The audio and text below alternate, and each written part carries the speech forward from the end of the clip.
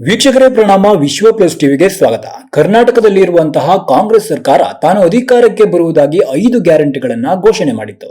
ಈ ಘೋಷಣೆ ಕಳೆದ ವಿಧಾನಸಭೆ ಚುನಾವಣೆಯಲ್ಲಿ ಸರ್ಕಾರ ರಚನೆ ಮಾಡಲು ಬೇಕಾಗಿರುವಂತಹ ಸಾಮಾನ್ಯ ಬಹುಮತಕ್ಕೂ ಮೀರಿ ಅತ್ಯಧಿಕ ಸೀಟುಗಳನ್ನ ಗೆಲ್ಲುವುದರ ಮೂಲಕ, ಅಂದ್ರೆ 136 ಸೀಟುಗಳನ್ನ ಗೆಲ್ಲುವುದರ ಮೂಲಕ ರಾಜ್ಯದಲ್ಲಿ ಅಧಿಕಾರಕ್ಕೆ ಬಂದಿದೆ. ಕಾಂಗ್ರೆಸ್ ಪಕ್ಷ ಈ ಪಂಚ ಗ್ಯಾರಂಟಿಗಳನ್ನ ಇಟ್ಟುಕೊಂಡು ಇಡೀ ದೇಶದಲ್ಲೇ ಅಧಿಕಾರಕ್ಕೆ ಬರಬೇಕೆಂದು ಈ ಪಂಚ ಗ್ಯಾರಂಟಿಗಳ ಬ್ರಹ್ಮಾಸ್ತ್ರ ಬಳಸಿಕೊಂಡಿತ್ತು.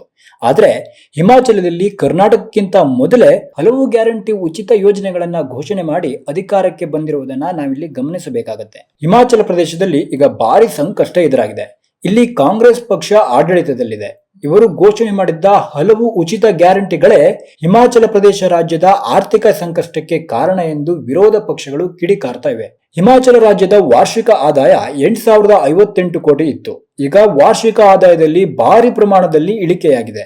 ಅದು ಎಷ್ಟರ ಮಟ್ಟಿಗೆ ಅಂದ್ರೆ 8,058 ಕೋಟಿಯಿಂದ 5,258 ಕೋಟಿ ರೂಪಾಯಿಗೆ ವಾರ್ಷಿಕ ಆದಾಯ ಇಳಿಮುಖವಾಗಿದೆ. ಬನ್ನಿ ಈಗ ಹಿಮಾಚಲದಲ್ಲಿ ಕಾಂಗ್ರೆಸ್ ಘೋಷಣೆ ಮಾಡಿದ ಸ್ಕೀಮ್ಗಳ ಬಗ್ಗೆ ಒಂಚೂರು ಕಣ್ಣಾಡಿಸೋಣ. ಹಿಮಾಚಲದಲ್ಲಿ ಎಲ್ಲಾ ಮನೆಗಳಿಗೆ 125 ಯೂನಿಟ್ ವರೆಗೆ ಉಚಿತ ವಿದ್ಯುತ್, 10 ಹಾಗೂ 12ನೇ ತರಗತಿಯ ವಿದ್ಯಾರ್ಥಿಗಳಿಗೆ 20,000 ಬೆಲೆ ಬಾಳುವ ಉಚಿತ ಲ್ಯಾಪ್ಟಾಪ್, 10 ಲಕ್ಷದ ಟ್ಯಾಕ್ಸಿ ಖರೀದಿ ಮಾಡುವವರಿಗೆ 5 ಲಕ್ಷ ರೂಪಾಯಿ ಸಬ್ಸಿಡಿ, 1 ಕೋಟಿ ರೂಪಾಯಿ ಮೌಲ್ಯದ ಬಸ್ ಖರೀದಿ ಮಾಡಿದರೆ 50 ಲಕ್ಷ ರೂಪಾಯಿ ಸಬ್ಸಿಡಿ, ಹಾಗೂ ಹಿಮಾಚಲ ರಾಜ್ಯದ ಮಹಿಳೆಯರಿಗೆ ಮಾಸಿಕವಾಗಿ 1,500 ರೂಪಾಯಿ ಸಹಾಯಧನ. ಇದೆಲ್ಲದರ ಜೊತೆಗೆ ಸರ್ಕಾರಿ ನೌಕರರಿಗೆ ರಾಷ್ಟ್ರೀಯ ಪಿಂಚಣಿ ಯೋಜನೆ ರದ್ದು ಮಾಡಿ ಹಳೆ ಪಿಂಚಣಿ ಯೋಜನೆ ಜಾರಿಗೆ ತರುತ್ತೇವೆ ಎಂದು ಘೋಷಣೆ ಮಾಡಿ ಕಾಂಗ್ರೆಸ್ ಪಕ್ಷ ವಿಜಯ ಮಾಲೆಯನ್ನ ಧರಿಸಿ ಹಿಮಾಚಲದಲ್ಲಿ ಅಧಿಕಾರಕ್ಕೆ ಬಂತು. ಈಗ ಈ ಉಚಿತ ಗ್ಯಾರಂಟಿ ಯೋಜನೆಗಳೇ ಹಿಮಾಚಲದ ಆರ್ಥಿಕ ಸಂಕಷ್ಟಕ್ಕೆ ಕಾರಣ ಎಂದು ಕೂಡ ಹೇಳಲಾಗ್ತಾ ಇದೆ. ಇದರಿಂದ ಕೆಂಗೆಟ್ಟಿರುವ ಹಿಮಾಚಲದ ಕಾಂಗ್ರೆಸ್ ಸರ್ಕಾರದ ಸಾರಥಿ ಅಂದ್ರೆ ಮುಖ್ಯಮಂತ್ರಿ ಸುಖ್ವಿಂದರ್ ಸಿಂಗ್ ಸುಖುಂ ಹಾಗೂ ಇವರ ಸರ್ಕಾರದ ಸಚಿವರು ಸೇರಿದಂತೆ ವಿವಿಧ ನಿಗಮ ಮಂಡಳಿಗಳ ಅಧ್ಯಕ್ಷರು ತಮ್ಮ 2 ತಿಂಗಳ ಸಂಬಳವನ್ನ ಪಡೆಯದಿರಲು ನಿರ್ಧರಿಸಿದ್ದಾರಂತೆ. ಹಾಗೆಯೇ ತನ್ನ ಈ ತೀರ್ಮಾನಕ್ಕೆ ಬಿಜೆಪಿಯ ಶಾಸಕರು ಸಹಕರಿಸಬೇಕೆಂದು ಅಲ್ಲಿನ ಸರ್ಕಾರ ಆಗ್ರಹ ಮಾಡಿಕೊಂಡಿದೆ. ಈ ನೀತಿ ವಿರುದ್ಧ ಮಾತನಾಡಿದ ಬಿಜೆಪಿ ಅಲ್ಲಿ ಆರ್ಥಿಕ ಸಂಕಷ್ಟ ಎದುರಾಗಲು ಕಾಂಗ್ರೆಸ್ ನೀಡಿರುವ ಈ ಗ್ಯಾರಂಟಿ ಯೋಜನೆಗಳೇ ಕಾರಣವಾಗಿದೆ ಎಂದು ಕಿಡಿಕಾರಿದೆ. ವಿಪಕ್ಷ ನಾಯಕ ಜೈರಾಮ್ ಠಾಕೂರ್ ಮಾತನಾಡಿ, ಕಡಿಮೆ ಬೆಲೆಯಲ್ಲಿ ಶರಾಬು ಅಂಗಡಿಗಳಿಗೆ ಲೈಸೆನ್ಸ್ ನೀಡಿದ್ದು ಸಹ ರಾಜ್ಯದ ಬೊಕ್ಕಸಕ್ಕೆ ಸಂಕಷ್ಟ ತಂದಿಟ್ಟಿದೆ ಎಂದು ದೂರಿದ್ದಾರೆ. ಇದೇ ವಿಚಾರವಾಗಿ ಮಾತನಾಡಿರುವ ಬಿಜೆಪಿ ರಾಷ್ಟ್ರೀಯ ವಕ್ತಾರ ಭಂಡಾರಿ, ಹಿಮಾಚಲದಲ್ಲಿ ಸಿಎಂ ಸಂಬಳಕ್ಕೂ ಹಣವಿಲ್ಲ. ರಾಹುಲ್ ಗಾಂಧಿ ಅವರ ಉಚಿತ ಯೋಜನೆಗಳು ರಾಜ್ಯದ ಆರ್ಥಿಕ ಸ್ಥಿತಿ ಹದಗೆಡುವಿಕೆ ಕಾರಣವಾಗಿದೆ. ಇದು ರಾಹುಲ್ ಗಾಂಧಿಯ ಗ್ಯಾರಂಟಿಗಳ ಮಾದರಿಯಾಗಿದೆ ಎಂದು ತಿವಿತಾ ಇದ್ದಾರೆ. ಕರ್ನಾಟಕದಲ್ಲೂ ಕೂಡ ಹಲವು ಗ್ಯಾರಂಟಿ ಯೋಜನೆಗಳನ್ನ ಜಾರಿಗೆ ತಂದಿದ್ದಾರೆ. ಅಲ್ಲೂ ಸಹ ಆರ್ಥಿಕ ಸಂಕಷ್ಟ ಎದುರಾಗ್ತಾ ಇದೆ.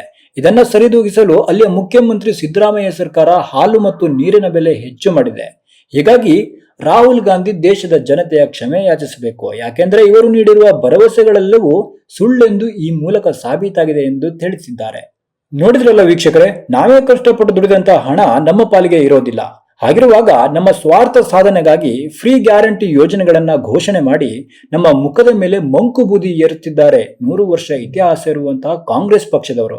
ಈ ಗ್ಯಾರಂಟಿ ಯೋಜನೆಗಳಿಂದ ಎಲ್ಲಾ ಮೂಲಭೂತ ಸೌಕರ್ಯಗಳು ದುಬಾರಿಯಾಗಿವೆ. ನಮ್ಮ ಕೈಗೆ 2,000 ರೂಪಾಯಿ ಕೊಟ್ಟು ಹಿಂಬಾಗಿಲಿನಿಂದ 20,000 ಕಿತ್ತುಕೊಳ್ಳುವ ಇಂತಹ ಫ್ರೀ ಗ್ಯಾರಂಟಿ ಯೋಜನೆಗಳು ನಮ್ಗೆ ಬೇಕೇ? ನೀವೇ ಒಂದು ಬಾರಿ ಯೋಚನೆ ಮಾಡಿ ನೋಡಿ. ಯಾವುದೇ ರಾಜಕೀಯ ಪಕ್ಷಗಳು ಇಂಥ ಆಸೆ ಆಮಿಷಗಳನ್ನ ಜನರ ಮುಂದೆ ಹರಿಬಿಡುವ ಮೊದಲು ತಮ್ಮ ಬುದ್ಧಿ ವಿವೇಚನೆಯನ್ನ ಉಪಯೋಗಿಸಿ ನಿಮ್ಮ ಅಮೂಲ್ಯವಾದ ಮತವನ್ನ ಕೇಳಬೇಕಿದೆ.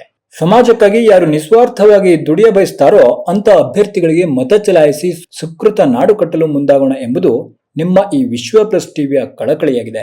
ಈ ವಿಚಾರದ ಬಗ್ಗೆ ನೀವೇನಂತೀರಿ ಎಂಬುದನ್ನ ಕಾಮೆಂಟ್ ಮಾಡಿ ತಿಳಿಸಿ. ನಮಸ್ಕಾರ. ಪೊಲಿಟಿಕಲ್ ಬ್ಯೂರೋ, ವಿಶ್ವ ಪ್ಲಸ್ ಟಿವಿ. ವಿಶ್ವ ಪ್ಲಸ್, ಜನಹಿತಕ್ಕಿದು ಜ್ಞಾನದ ಜಾಲ.